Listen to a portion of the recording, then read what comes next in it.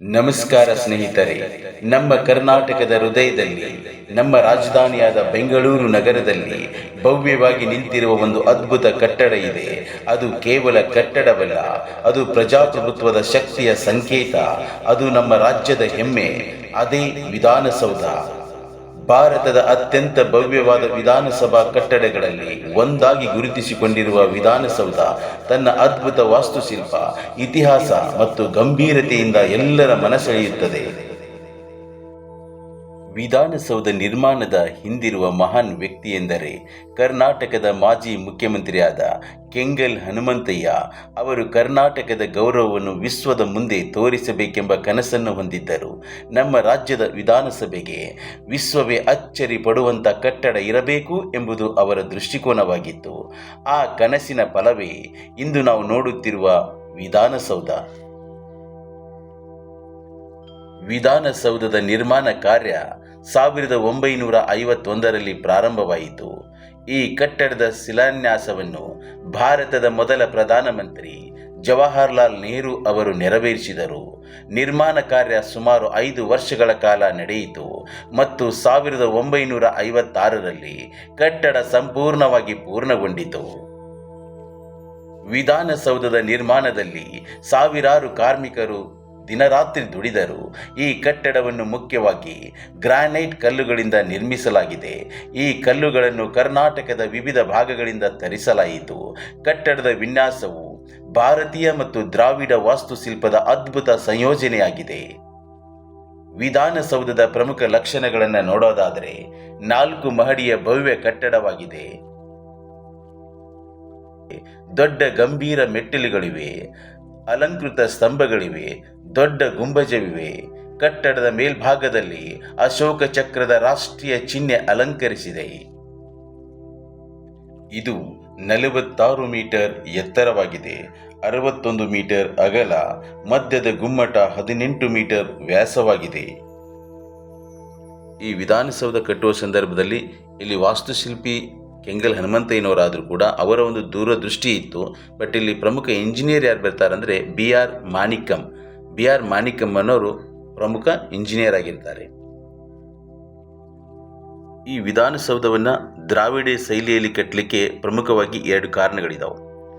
ಒಂದು, 1954ರಲ್ಲಿ ಸೋವಿಯತ್ ರಾಜತಾಂತ್ರಿಕರು ಬೆಂಗಳೂರಿಗೆ ಬಂದಾಗ ಆಗ ಮುಖ್ಯಮಂತ್ರಿ ಆಗಿರ್ತಕ್ಕಂಥ ಕೆಂಗಲ್ ಹನುಮಂತಯ್ಯನವರ ಬಳಿ ಒಂದು ಪ್ರಶ್ನೆ ಕೇಳ್ತಾರೆ. ಈ ಯುರೋಪಿಯನ್ ವಾಸ್ತುಶಿಲ್ಪದಲ್ಲಿರ್ತಕ್ಕಂಥ ಕಟ್ಟಡಗಳು ಬೆಂಗಳೂರಲ್ಲಿ ಯಾವ ಇಲ್ವಾ ಅಂತ ತಿಳ್ಕೊಂಡು ಪ್ರಶ್ನೆ ಮಾಡ್ತಾರೆ. ನೆಕ್ಸ್ಟು 1931ರಲ್ಲಿ ಈ ಮಹಾತ್ಮ ಗಾಂಧೀಜಿಯವ್ರನ್ನ ಕುರಿತುಬಿಟ್ಟು ವಿನ್ಸ್ಟನ್ ಚರ್ಚಿಲ್ ಒಂದು ಮಾತು ಹೇಳ್ತಾನೆ. ಏನಂದರೆ, ವೈಸ್ ರಾಯಲ್ ಮೆಟ್ಟಿಲುಗಳನ್ನು ಹತ್ತುತ್ತಿರುವ ಅರಬೆತ್ತಲೆಯ ಫಕೀರ ಅಂತ ಹೇಳ್ತಾನೆ. 1931ರಲ್ಲಿ ಇಂಗ್ಲೆಂಡಿನ ಪ್ರಧಾನಿ ವಿನ್ಸ್ಟನ್ ಚರ್ಚಿಲ್ ಹೇಳ್ತಾನೆ ಮಹಾತ್ಮ ಗಾಂಧೀಜಿಯವರನ್ನು ಕುರಿತುಬಿಟ್ಟು, ವೈಸ್ ರಾಯಲ್ ಮೆಟ್ಟಿಲುಗಳನ್ನು ಹತ್ತುತ್ತಿರುವ ಅರಬೆತ್ತಲೆಯ ಫಕೀರ ಅಂತ ಹೇಳ್ತಾನೆ. ಸೊ ಈ 2 ಕಾರಣಗಳಿಂದಾಗಿ ಇವರೇನು ಮಾಡ್ತಾರೆ ಅಂತಂದರೆ ದ್ರಾವಿಡ ಶೈಲಿಯಲ್ಲಿ ಈ ಒಂದು ವಿಧಾನಸೌಧನ ಕಟ್ತಾರೆ. ಈ ವಿಧಾನಸೌಧವನ್ನು ಕಟ್ಟಲಿಕ್ಕೆ ಮುಖ್ಯವಾಗಿ 2 ಕಾರಣಗಳಾಗ್ತವೆ. ಯಾಕೆಂದರೆ 1931ರಲ್ಲಿ 2ನೇ ದುಂಡು ಮೇಜಿನ ಸಮ್ಮೇಳನ ನಡೆದಿರುತ್ತೆ. ಸೊ ಅದೆಲ್ಲ ಘಟನೆ ಬರುತ್ತೆ ಇಲ್ಲಿ. ಹೀಗಾಗಿ 2 ಕಾರಣಗಳಿಂದಾಗಿ ದ್ರಾವಿಡ ಶೈಲಿಯಲ್ಲಿ ಈ ಒಂದು ವಿಧಾನಸೌಧವನ್ನು ನಿರ್ಮಿಸ್ತಾರೆ.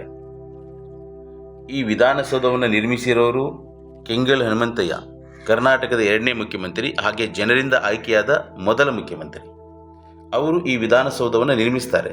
ಬಟ್ ಶಿಲಾನ್ಯಾಸವಾಗಿರೋದು ಅಂದರೆ ಕಟ್ಟಡಕ್ಕೆ ಅಡಿಪಾಯವನ್ನು ಹಾಕಿರೋದು ಕೆ.ಸಿ. ರೆಡ್ಡಿಯವರ ಕಾಲಾವಧಿಯಲ್ಲಿ. ಕೆ.ಸಿ. ರೆಡ್ಡಿಯವರು ಕರ್ನಾಟಕದ ಮುಖ್ಯಮಂತ್ರಿ ಆಗಿರುವ ಕಾಲಾವಧಿಯಲ್ಲಿ 1951 ಜುಲೈ 13ರಂದು ಭಾರತದ ಮೊದಲ ಪ್ರಧಾನಿಗಳಾಗಿರ್ತಕ್ಕಂಥ ಜವಾಹರ್ಲಾಲ್ ನೆಹರು ಅವರು ಏನು ಮಾಡ್ತಾರೆ ಅಂದರೆ ಈ ಕಟ್ಟಡಕ್ಕೆ ಅಡಿಪಾಯವನ್ನು ಹಾಕ್ತಾರೆ. ನಾವೇನು ಅಡಿಗಲ್ ಸಮಾರಂಭ ಅಂತ ಹೇಳ್ತೀವಲ್ವ, ಅಡಿಗಲ್ ಸಮಾರಂಭ ಆಗಿರೋದು ಕೆ.ಸಿ. ರೆಡ್ಡಿಯವರ ಮುಖ್ಯಮಂತ್ರಿಗಳ ಕಾಲಾವಧಿಯಲ್ಲಿ ಆಗಿರೋದು. ಬಟ್ ಇದು ಯಾರ ಕನಸಾಗಿತ್ತು ಅಂತಂದರೆ ಇದು ಕೆಂಗಲ್ ಹನುಮಂತಯ್ಯನವರ ಒಂದು ಕನಸಾಗಿತ್ತು. ಅವ್ರದ್ದೇ ಇದು ದೂರದೃಷ್ಟಿಯಿಂದ ಇದನ್ನು ಕಟ್ಟಲಿಕ್ಕೆ ಪ್ರಾರಂಭಿಸ್ತಾರೆ.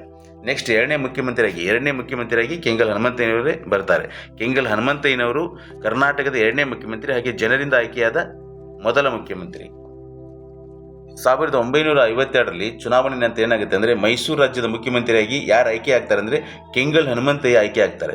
1957ರಲ್ಲಿ ನಮ್ಮ ಮೈಸೂರು ರಾಜ್ಯವನ್ನೇ ನಾವು ಕರ್ನಾಟಕ ಅಂತ ಕರಿತೀವಿ. 1956 ನವೆಂಬರ್ 1ರಂದು ವಿಶಾಲ ಮೈಸೂರು ರಾಜ್ಯ ಅಂತ ರಚನೆ ಆಗುತ್ತೆ ನಮ್ಮ ಕರ್ನಾಟಕ. ಅವಾಗ ಕರ್ನಾಟಕ ಅಂತ ಕರಿತಾ ಇರಲಿಲ್ಲ ನಮ್ಮ ರಾಜ್ಯಕ್ಕೆ, ವಿಶಾಲ ಮೈಸೂರು ರಾಜ್ಯ ಅಂತ ಕರಿತಾ ಇದ್ರು. ಅವಾಗ ಎಸ್ ನಿಜಲಿಂಗಪ್ಪ ಕರ್ನಾಟಕದ ಮುಖ್ಯಮಂತ್ರಿ ಆಗಿದ್ದರು. ಅವಾಗ ಅಂದರೆ ವಿಶಾಲ ಮೈಸೂರು ರಾಜ್ಯದ ಮುಖ್ಯಮಂತ್ರಿ ಆಗಿದ್ದು ಕರ್ನಾಟಕ ಏಕೀಕರಣ ಸಂದರ್ಭದಲ್ಲಿ 1956 ನವೆಂಬರ್ 1ರಂದು. ಮುಂದೆ ಡಿ ದೇವರಾಜ ಅರಸರ ಕಾಲದಲ್ಲಿ 1973 ನವೆಂಬರ್ 1ರಂದು ಈ ವಿಶಾಲ ಮೈಸೂರು ರಾಜ್ಯಕ್ಕೆ ಕರ್ನಾಟಕ ಅಂತ ನಾಮಕರಣ ಮಾಡ್ತಾರೆ. ಕರ್ನಾಟಕ ಅಂತ ನಾಮಕರಣ ಮಾಡಿದ್ದು 1973 ನವೆಂಬರ್ 1ರಂದು. ಕರ್ನಾಟಕದ ಹೆಮ್ಮೆ ಎಂದೇ ಕರೆಯಲ್ಪಡುವ ವಿಧಾನಸೌಧ ಕೇವಲ ಭವ್ಯ ಕಟ್ಟಡದಿಂದ ಮಾತ್ರ ಪ್ರಸಿದ್ಧಿಯಲ್ಲ, ಅದರ ಸುತ್ತಮುತ್ತಲಿರುವ ಸುಂದರ ಹಸಿರು ಗಾರ್ಡನ್ ಕೂಡ ಅಷ್ಟೇ ಆಕರ್ಷಕವಾಗಿದೆ.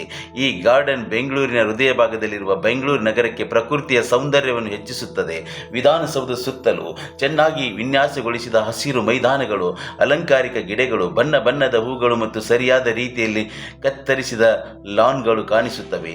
ಈ ಗಾರ್ಡನ್ಗಳನ್ನು ನೋಡಿದಾಗ ಪ್ರಕೃತಿಯ ಶಾಂತಿ ಮತ್ತು ಸೌಂದರ್ಯವನ್ನು ಒಂದೇ ಸಮಯದಲ್ಲಿ ಅನುಭವಿಸಬಹುದು. ವಿಶೇಷವಾಗಿ ರಾತ್ರಿ ವೇಳೆ ವಿಧಾನಸೌಧ ಬೆಳಕುಗಳಿಂದ ಮಿನುಗುವಾಗ ಅದರ ಸುತ್ತಲಿನ ಹಸಿರು ತೋಟಗಳು ಇನ್ನಷ್ಟು ಅದ್ಭುತವಾಗಿ ಕಾಣಿಸುತ್ತವೆ. ಹೀಗಾಗಿ ವಿಧಾನಸೌಧ ಕೇವಲ ರಾಜಕೀಯ ಆಡಳಿತದ ಕೇಂದ್ರವಲ್ಲ, ಅದು ಪ್ರಕೃತಿ ಮತ್ತು ವಾಸ್ತುಶಿಲ್ಪದ ಸುಂದರ ಸಂಗಮವಾಗಿದೆ. ವಿಧಾನಸೌಧದ ಪ್ರವೇಶ ದ್ವಾರದಲ್ಲಿ ಒಂದು ಪ್ರಸಿದ್ಧ ವಾಕ್ಯ ಬರೆಯಲಾಗಿದೆ, government work is God's work. ಸರ್ಕಾರದ ಕೆಲಸ ದೇವರ ಕೆಲಸ ಎಂದು ಬರೆಯಲಾಗಿದೆ. ಇದು ಸರ್ಕಾರದ ಕೆಲಸವೇ ದೇವರ ಕೆಲಸ ಎಂಬ ಅರ್ಥವನ್ನು ಸೂಚಿಸುತ್ತದೆ. ಇದು ಆಡಳಿತದ ಮಹತ್ವವನ್ನು ಪ್ರತಿಬಿಂಬಿಸುತ್ತದೆ. ಸ್ನೇಹಿತರೆ, ನಮ್ಮ ಕರ್ನಾಟಕದ ಹೆಮ್ಮೆಯ ಸಂಕೇತವಾದ ವಿಧಾನಸೌಧ ಕೇವಲ ಒಂದು ಕಟ್ಟಡವಲ್ಲ, ಅದು ನಮ್ಮ ಪ್ರಜಾಪ್ರಭುತ್ವದ ಶಕ್ತಿ, ಸಂಸ್ಕೃತಿ ಮತ್ತು ಇತಿಹಾಸದ ಅದ್ಭುತ ಪ್ರತೀಕವಾಗಿದೆ. ನಮ್ಮ ರಾಜಧಾನಿಯಾದ ಬೆಂಗಳೂರು ನಗರದ ಹೃದಯದಲ್ಲಿ ಭವ್ಯವಾಗಿ ನಿಂತಿರುವ ಈ ಮಹಾ ಕಟ್ಟಡವನ್ನು ನೋಡಿದಾಗ ಪ್ರತಿಯೊಬ್ಬ ಕನ್ನಡಿಗನ ಹೃದಯದಲ್ಲಿ ಹೆಮ್ಮೆ ಉಕ್ಕಿ ಹರಿಯುತ್ತದೆ. ಇದರ ಭವ್ಯತೆ, ಅದರ ಇತಿಹಾಸ ಮತ್ತು ಅದರ ಸುತ್ತಲಿನ ಸೌಂದರ್ಯ ಇವೆಲ್ಲವೂ ಸೇರಿ ವಿಧಾನಸೌಧವನ್ನು ಒಂದು ಅದ್ಭುತ ಚಿಹ್ನೆಯಾಗಿ ಮಾಡಿವೆ ಅಂತ ಹೇಳ್ತಾ ಈ ವಿಡಿಯೋನ ಇಲ್ಲಿಗೆ ಮುಗಿಸ್ತಾ ಇದ್ದೇನೆ. ಮತ್ತೊಂದು ವಿಡಿಯೋದೊಂದಿಗೆ ಸಿಗೋಣ. ಅಲ್ಲಿವರೆಗೂ ಎಲ್ಲರಿಗೂ ನಮಸ್ಕಾರ.